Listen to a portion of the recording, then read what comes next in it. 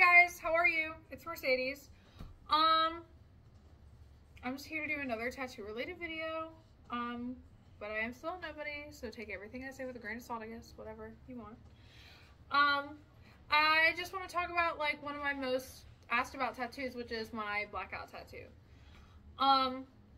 So a lot of people ask me if it was a cover-up. And initially, no, it wasn't supposed to be. I had other tattoos that were like right here, and my hand was never actually going to be any sort of blackout, and then eventually it just made its way into that like years later. But I'll get into that when I get into everything. But no, like I had a mandala with an octopus on top of it on my elbow. I had a skull with a mandala coming out of the head, and then I got that covered with a wolf. And yeah, I had a couple other things in here. I had my mom's birth year right here, which is the only tattoo out of all of them I need to like redo. I don't hate my mom. He just wanted to do like a clear covering of everything once we covered things. And I was like, yeah, go for it. I love my mom very much. But, no, so initially the first time I got it done, it was just supposed to go around all of the other tattoos that I had. And I had started with this flower, and I had a little bit of black around it. And then the next session after that, we turned that into a big black band, but obviously kept the flower as it was. And then, so we did the black band here, did like another black piece here, and then did like this middle section. And then added onto that like into my armpit a couple years later.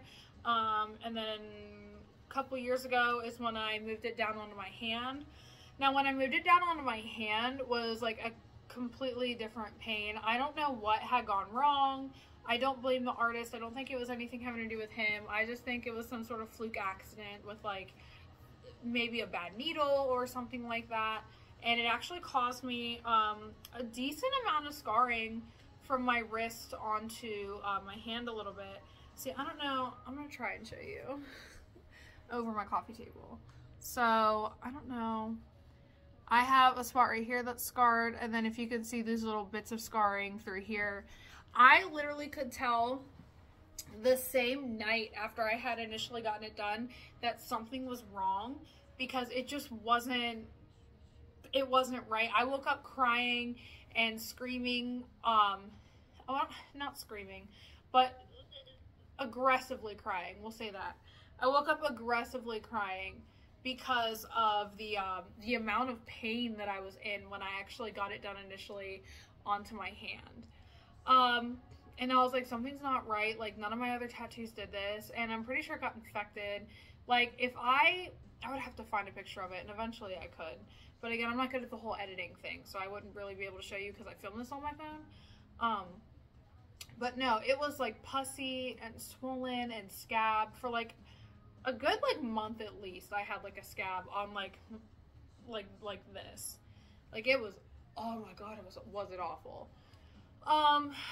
So the only part of my first blackout that healed like as it should have, I guess, was like the black band that I initially had here at the top. I don't know what happened or what went wrong. Again, I don't blame the artist. It just didn't work out right the first time. And I ended up dating a guy who had, you know, 2 of his arms blacked out. He had like a lot of his face blacked out, and a lot of his leg. And that's how I found out about the guy that I got to redo it. He did a great job redoing it. I actually go on the 29th of this month to get it finished. But, so when I sent him pictures, he told me it might be a little bit difficult only because, you know, it's the start of a blackout. But when you go over it, you know, sometimes it takes a little bit more because you don't know if it's 100% saturated or not. So, like, I felt really bad, but, like, I was so ecstatic that Hoodie agreed to go over it and fix it because it got fucked up the first time. And it took me like years to actually like own up to like, yeah, like this doesn't look the way it should, and it just didn't go the way it should. So then, you know, I did what I did. So yeah, he went over it. the tattoo process itself wasn't that bad. It was the healing process that was like more annoying than anything. Just because like it's uncomfortable and it's like leaky and gross for a couple of days. Like I slept on my floor for 4 days. That's just because I didn't want to get any ink anywhere, like on my bed or on my couch or anything. Like if I get on my floor, whatever, I really don't give a fuck, but I didn't want it on like anything else. So, but I could already tell like that night, like the process had gone the way that it was initially supposed to go compared to the way that it went the first time. But yeah, so initially when I got my blackout tattoo, it was not supposed to be a cover-up of any kind. It covered up one small tattoo, and that's only because that one, again, also didn't heal correctly. And you're probably going to ask, do I think it was me? No, I don't, only because I've never changed anything with how I've healed any of my tattoos, and I've just had certain ones that just didn't work out. So yeah, when I went to Hoodie and got him to do things, he suggested that we just cover it all. Except this flower. We're not going to cover this. We're going to leave this when I get, you know, the top half of my arm into my armpit touched up also, because this does go clear into my armpit as well. So yeah, it would have been easier if I would have just started off with the blackout. But I didn't. I guess I just like to do things in the difficult way, the most difficult way I possibly can.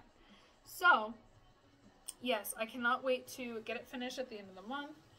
And a lot of people ask why I chose a blackout style. It wasn't because I wanted to, you know, cover up my past or cover up anything that I did in my past. I didn't regret, you know, the tattoos that I had on my arm.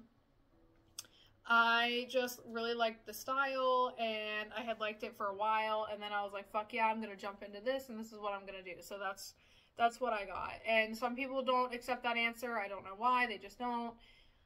Every single person assumes that blackout is a cover-up, and it's not. I've met multiple people that their blackouts weren't cover-ups. It's just the style of tattooing that they really like. I am one of those people that really likes that style of tattooing. I would like to do more like blackout on my torso as well.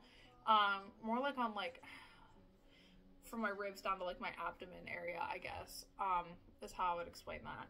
But no, blackout tattooing is definitely something like not for the faint of heart, I guess. It's definitely a style like you like it or you don't. You're not really going to be in between and be like, oh, well, I mean, I kind of like it. It's like kind of cool. I just don't understand it.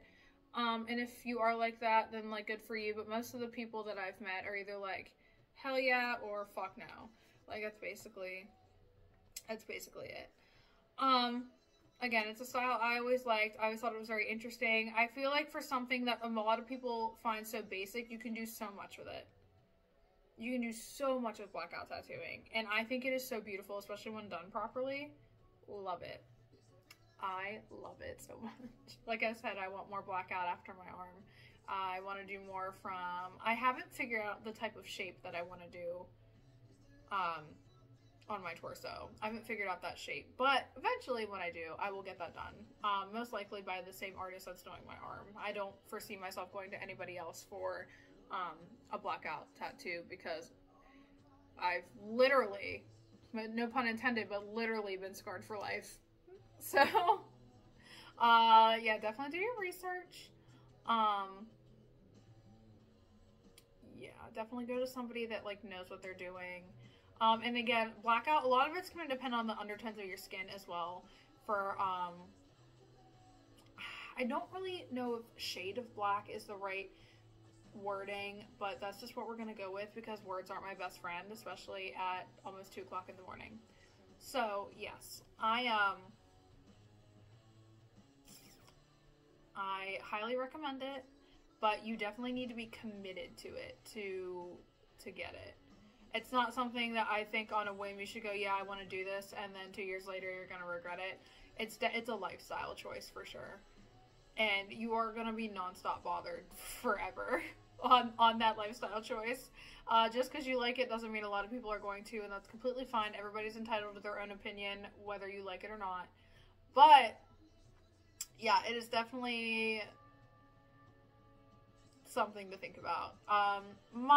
My mom never really understood it. It doesn't really bother her now. But I meet a lot of people that don't understand it. Like I said, I work in the public. I'm a bartender, so I get questions on it literally every 5 minutes. And that's not an over-exaggeration. that's legit. Like every 5 minutes I'm getting asked about this tattoo. And when I said that some people just don't accept the answer, I had these guys yesterday that just weren't like accepting my answer. They were like, why'd you do that? I'm like, because I liked it. And they were like, was it a cover up? And I'm like, we already went over this, you know, 20 seconds ago when you asked me the first question of this round of like 4 or 5 different questions that are almost the same question. So yeah, it doesn't offend me when people ask questions. It's not like, you know, it ruins my whole day if somebody doesn't like a style of tattooing that I enjoy.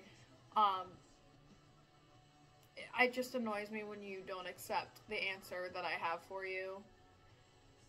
But yeah. If you have any other questions, let me know down in the comments. Like and subscribe. Blah, blah, blah. All that other YouTube bullshit that everybody else says. And, yeah. I will see you in a couple of days.